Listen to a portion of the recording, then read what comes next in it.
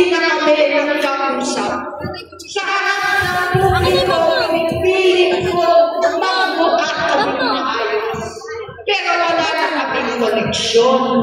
Hindi ko hinihiling na maunawaan ninyo ako, lahat kayo. Sa palagay ko, ang makakaunawa lang sa akin ay ang mga pamilya may pinagdaanan sa adiksyon, sa inom, sa sugal, sa alak, sa bisyo, higit sa lahat, sa droga. Pagkat hindi sila nakakasama doon aking loob, ipasok sa institusyon, ipagamot, iparihak ko na yan.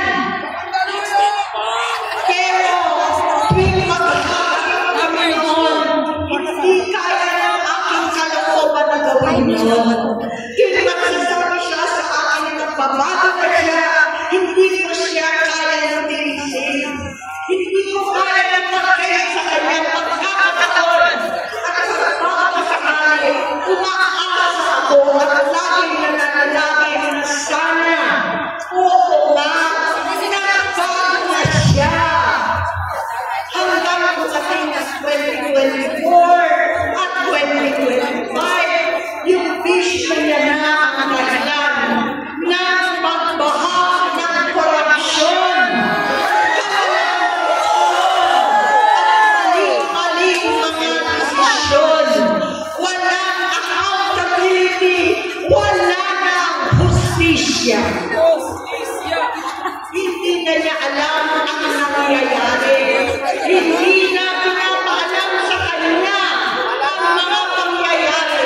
Sinamantala ng mga ito paggamit ka ng droga.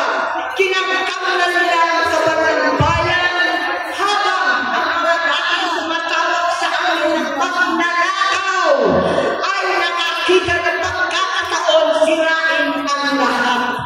Nagagamit na nila si Bongbong para sirain si Inday.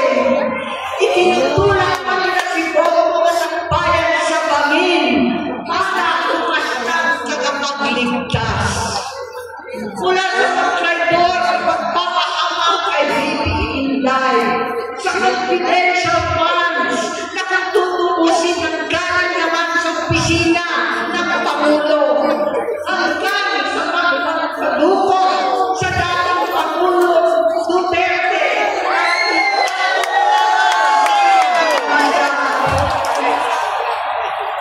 Ang kapatisan ni Bongbong ay naging kalupitan.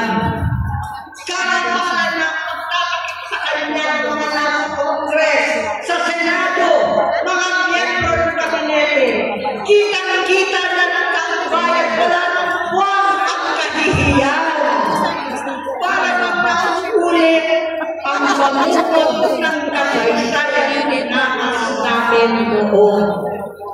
68 years old po ang nanay ko nung pinatalsik sa pwesto. 68 years old na rin si Bongbong ngayon. November 17 din, noong 2021, nung nakumpinsi ko si Inday na mag-isip kay Bongbong. November 18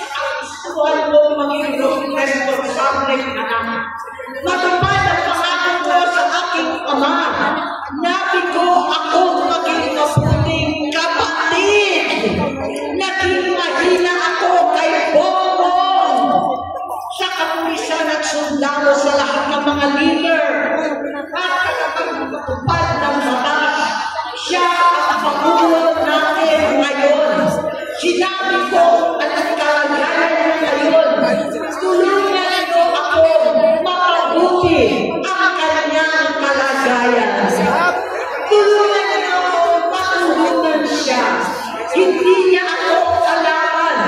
Ang kalaban niya ay ang sarili niya. At nadadamay ang bansa sa laban na yan. Bilang senador at lingkod bayan, patid ko ang mga problema at kaya ng bayan. Alam ko rin ano ang solusyon. Sa pagkakawasak-wasak, patuloy na pamumulitika, pag nanasa sa kapangyarihan at talunan naman, kabuluhan sa Mindanao, alangan ng giyera sa China at Estados Unidos, kawalang pananagutan sa flood control scam, katapalang takiman, panghihimik sa hindi kaalinyado, basta anulo at kapwa Pilipino, pagdakip sa dating Pangulong matandang may sakit upang ihagis lamang sa pagsaysay-sukan. Pagsasabiso, pagnahanap ng gutom, paghihingalo ng ekonomiya, at pagsasawalang bahala sa nakakong bayan. Ang denusyong kalamidad na nagdudulot ng marusa, ang korupsyon na nauwi sa kawalan ng tiwala at justisya sa Pilipinas, sa kanyang pamahalahan, lahat ng yan ay masusolusyonan kung ikaw, aking kapatid, magsaayos ng iyong sarili at sugan. Kapag humupa ang ingay sa politika, kapag umuwi na kami sa aming pamilya, hindi bilang senador, kundi bilang ate, bilang si Manang Aimee, si Bonge, kaya ito sasabihin sa harap ng taong bayan, sa harap ninyong lahat, at sa harap ni Bongbong. Bonge, magtatatlong taon na tayo hindi nakakausap. 3 taon ko nang sinusubukan muli na ako'y pakinggan. Siguro ngayon ay makakarinig ng buo ang gusto kong sabihin. Walang mamawasan, hindi madadagdagan. Bongbong, nag-aalala sa'yo si Manang. Tuwing nakikita kita sa TV, gusto kitang puntahan. Napakarami ng pinagbago mo. Itsura, pagsasalita, takbo ng pag-isip. Minsan, napapatanong ako sa sarili ko, ikaw pa ba yan? Si Bongbong ba talaga yan? Nakikita ko. Pero ako, aning ko, ako pa rin ito. Ako pa rin ang ating mo na tumayong pamangina sa inyo sa ibang bansa. Ang kasama mo sa subok, sa sanggaan, lahat ng sakit para sa iyo.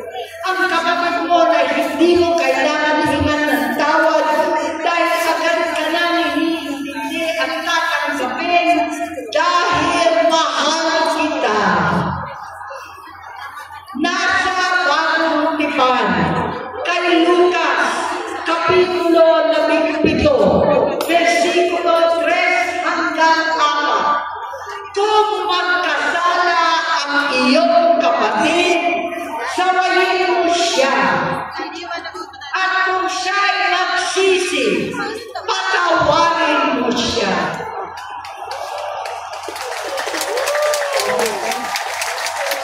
Tama na, ating ko. Tapusin mo na ang paghihirap mo at ng bayan. Kaya kung umalis tayo sa palasyo, kaya kung namin hawakan ang iyong kamay, huwag kang matakot. Malaki na ang dulot sa iyo ng droga. Sinisisi ko sa sarili ko dahil hindi ako nakinig sa mga sumbong. Hindi ako nakialam. Hindi ako maniwala.